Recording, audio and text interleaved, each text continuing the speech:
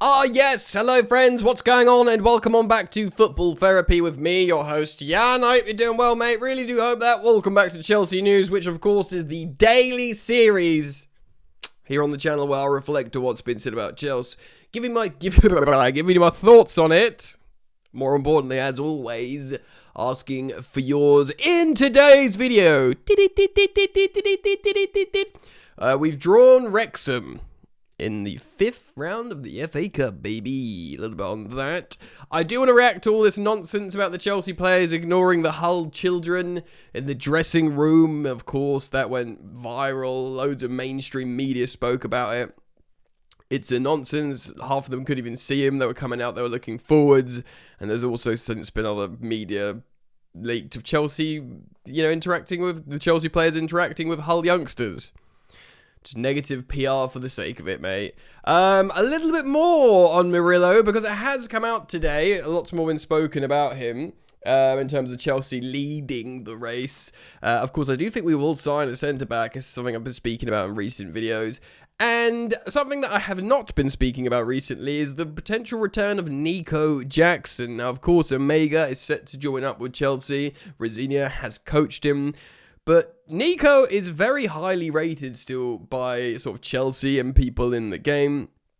There's a lot of people, Chelsea fans, that would have Nicolas Jackson back and just want to see what he does under Rosenior and actually thinks he might work really well. A lot of Chelsea fans will tell you, sell Delap, keep Nico Jackson.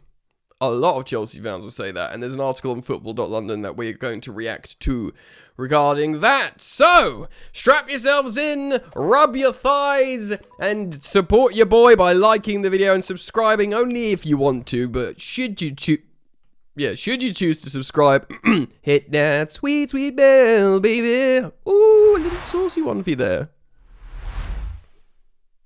Also worth mentioning, this content is available on podcast platforms. Simply search Football Therapy Podcast. And while you're doing me a favour, hop onto Spotify, give us a little follow, and a 5-star review for a bit of fun, just to see how much of a difference you, my friend, can make. At time of recording for this Chelsea news content, I have, drumroll please, 891 5-star reviews. So hopefully, just from this piece of content alone, 9 of you who are yet to give me a 5-star rating on Spotify will just open your phone and go, all right, Jan, 5-star rating on Spotify. Definitely get over 1,000 this season then. Great stuff. Right, here we go. Chelsea, Wrexham away in the FA Cup 5th round. The tie will be played on the weekend, the 7th, 8th of March, 2026. Juicy. I must say I like it. They've had a sensational ascent through the leagues, an unprecedented one, and some people in said football leagues find it unsavoury, like of course McLean and Deadpool, Ryan Reynolds coming in, financially juicing the club and flying up. I've got no problem with it at all. They're a historic, storied club, a massive, and they've literally brought them back to life. Sure, they've done it through their own sort of lens of glamour and storytelling or whatever, but I have no issue with that town who really needed a lift having it. So it's not like as much as it's someone from the outside putting money in and them doing really well out of it. I mean, we know that as Chelsea fans very much, but it's not anything geopolitical, soft power play. Do you know what I mean? So I will palate that story. Many of you would have seen Ryan Reynolds react to the draw with Wolverine. What's his face? I think he's good buds with him. Chelsea at home. We got Chelsea. And of course he's Canadian, but there is American. McLean is American. So there's a bit of that with our owners, their owners. I like it. The last time we faced Wrexham, I swear we played him twice already in pre-season. But this was the last time. Levi Colwill and James McLean, they were going at each other. Like, it wasn't just grabbing. They were I don't know what James McLean said to Levi Colwill, but he absolutely lost it in that American heat. Look at this geezer on his phone in the background. He does not give a so-and-so, does he? Anyway, he's just there to get paid. It was spicy, it was juicy. We need to absolutely respect them because they are in the championship now. They keep flying up the leads. I swear they could make the playoffs.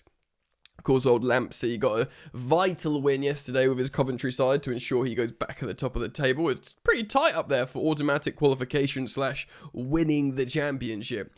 But we can't muck about, mate. We're going to their gaff, you know? So we need to take it seriously and not get embarrassed, because embarrassment's all over the gaff in the FA Cup. It's rife in both cups. You know, even Man United and Grimsby does not feel long ago, and Grimsby are a lot lower down the league than Wrexham. I like the tie. I don't dislike it. I think it's actually quite fun. I don't think it's too easy.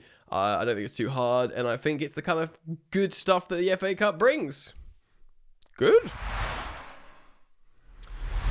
Right then, I won't share. Actually, I've got some articles up here, but some of them have got ads on, so I'm gonna keep them off the screen. So I'll cite where I'm getting stuff from, but it's gonna be more conversational, you and me. But hey, that's what we want. It's recently Valentine's Day, so let's keep it intimate. Yeah, I've got my cup of coffee with an excellent mug. My mother bought me this. Warning, may spontaneously start talking about football, which is, you know, inarguably top bands. I'm actually going to pause the recording so I can sip said coffee. Delicious. Hot. Brain-sharpening juice. Right then, we have to talk about this silly little video that made headlines, because that's what mainstream British footballing media does. Away at Hull, when the Chelsea players were walking out of tunnel, there was, you know, a row of very patiently waiting young Hull mascots waiting to see the Chelsea players. Probably not knowing what was going to happen.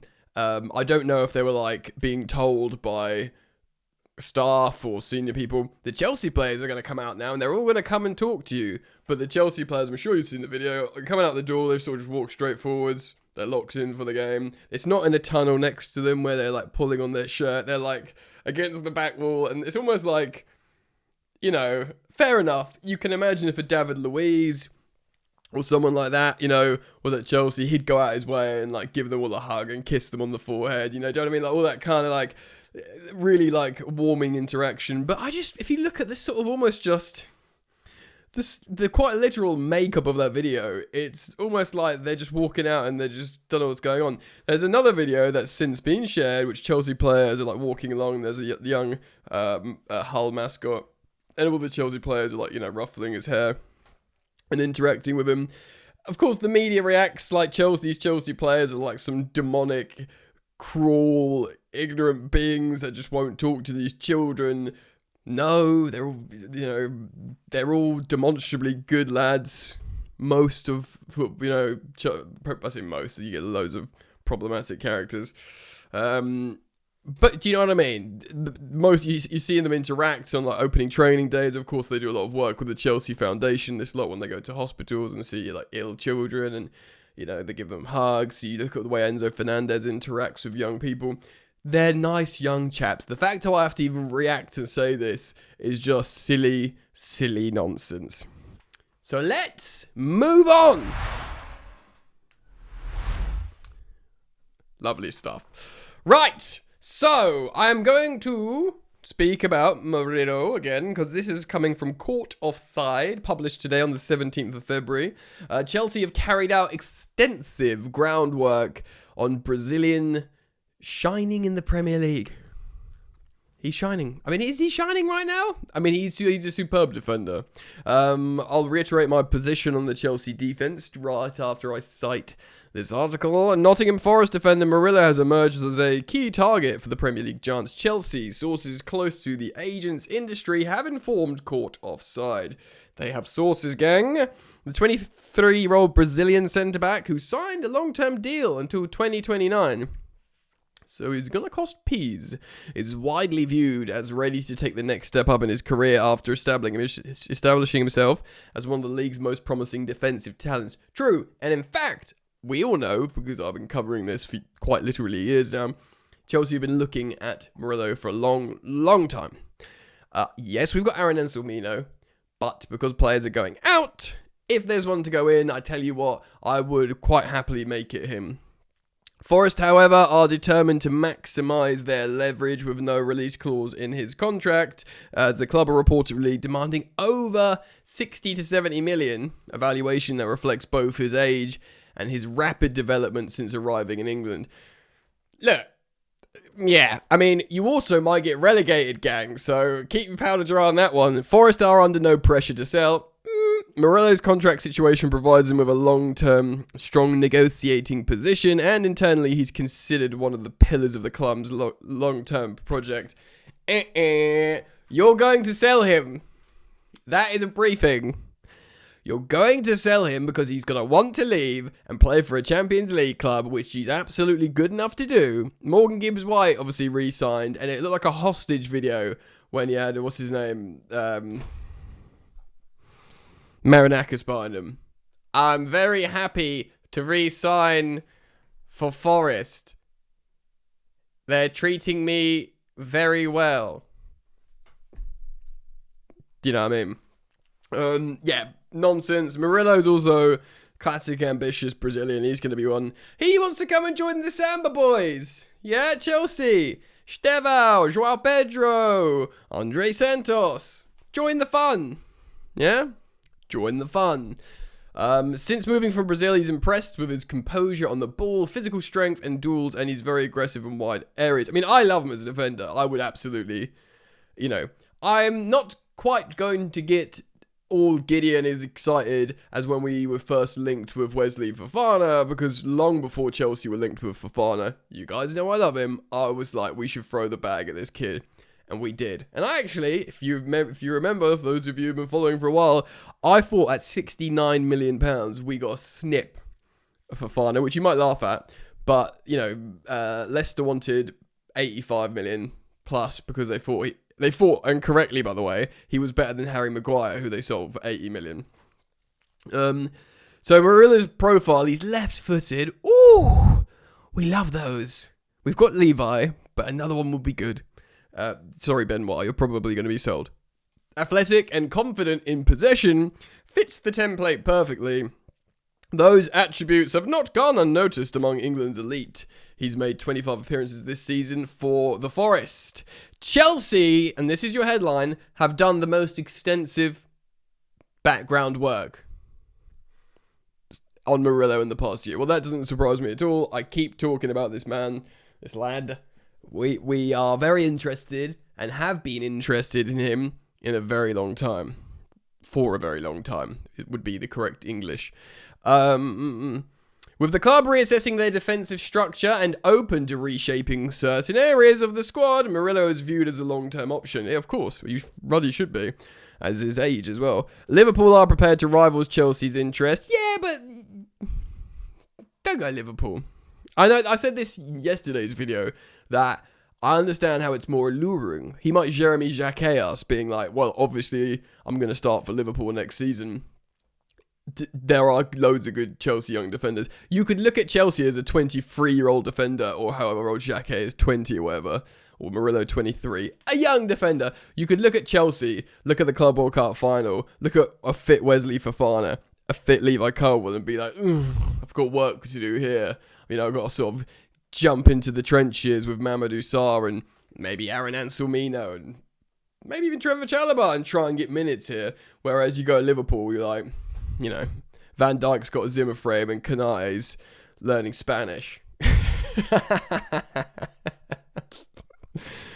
Oh, terrific. So Liverpool are trying to rival Chelsea. They've understood to make an approach last summer. Tottenham, lol, he'll never go there. Don't clip that up. Arsenal, you could go to Arsenal, but again, it's the Gabriel and Saliba unbreakable partnership.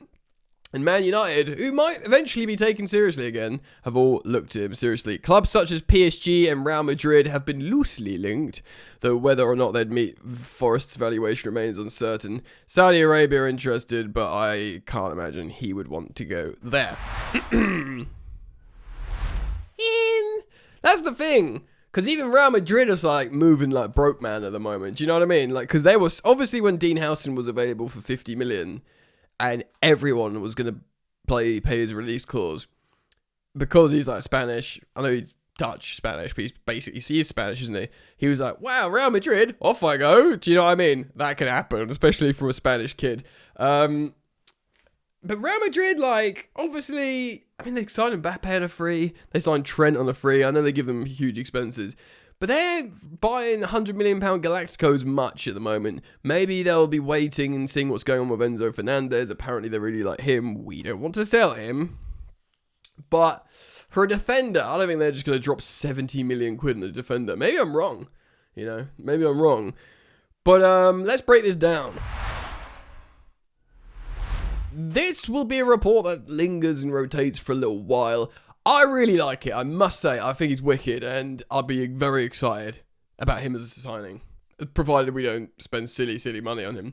Like, yes, we don't know that even though Wesley's had some really strong performances this season, we don't know if he's gonna be, because it's centre-back as well. Like, you can kind of carry Reece James in and out of the starting lineup.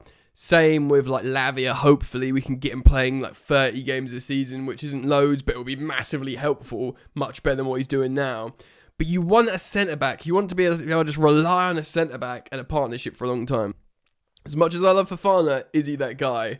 We don't know. You know, he's still being massively managed. Levi Colwill's just had an ACL. Now, I know it's not like the old days where you have that and you're just doomed, but we just don't know yet.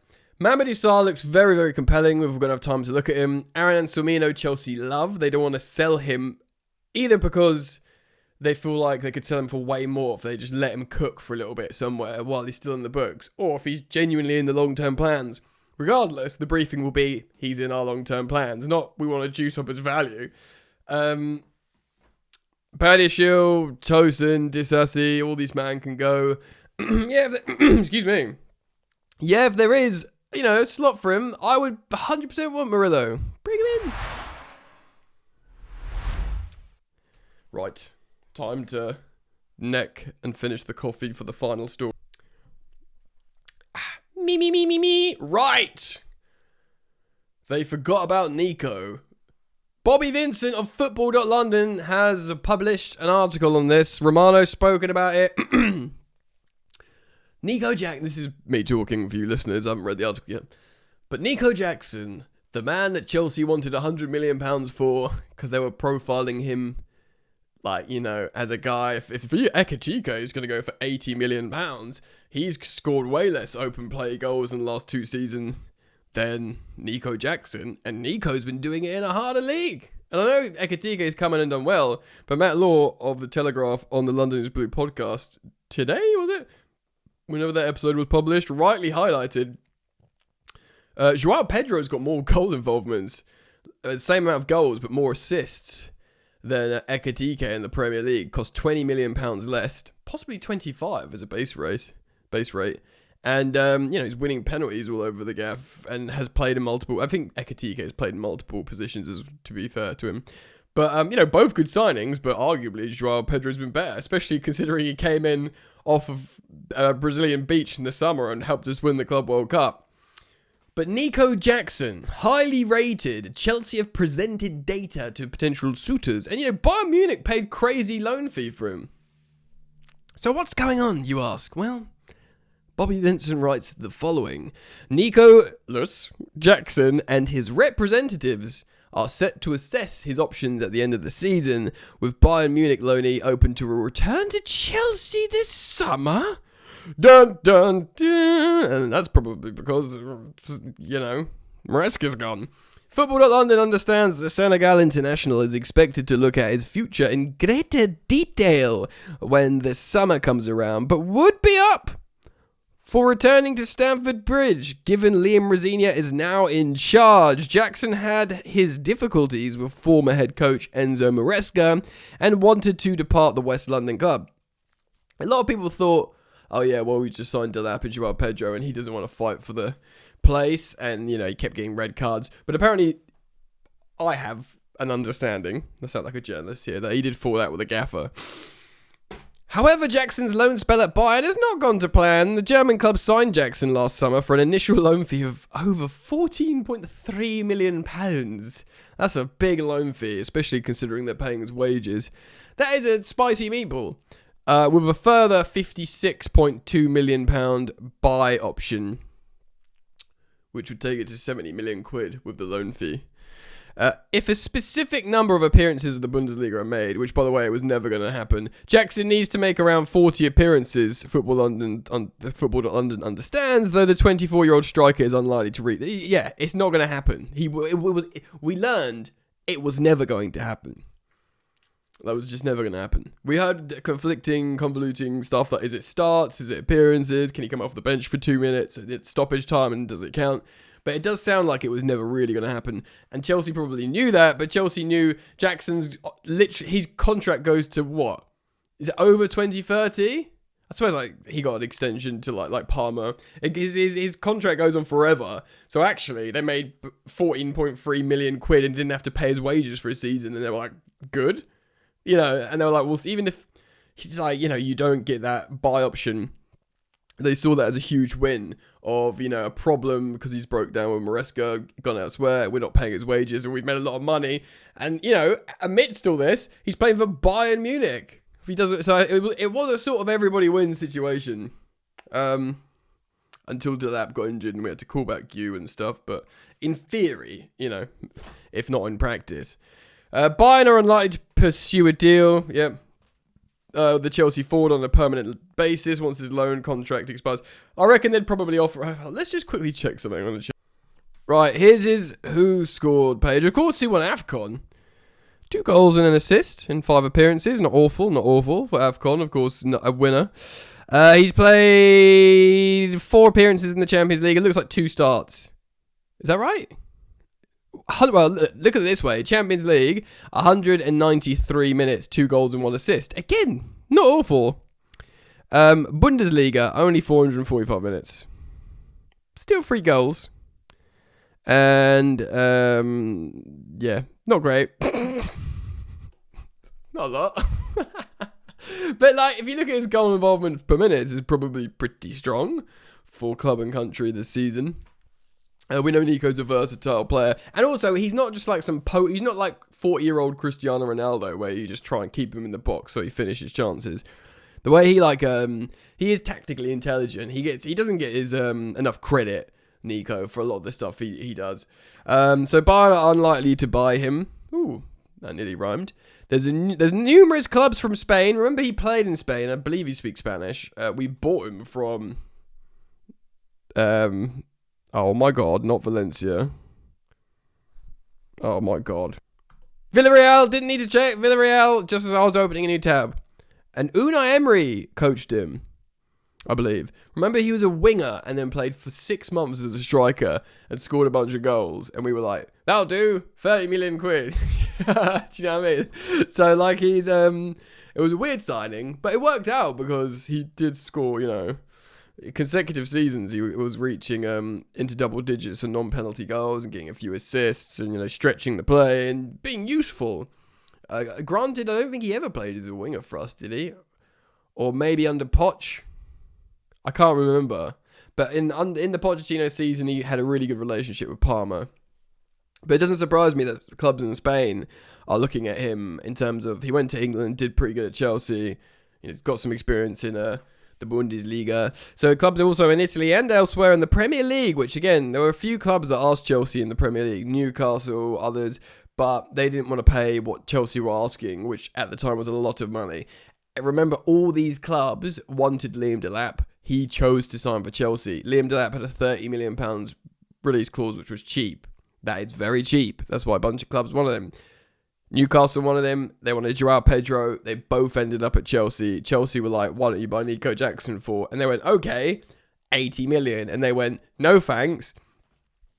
Probably they were willing to do business 40, 45. I'm sort of pulling that figure straight out of my behind, but there's a chance.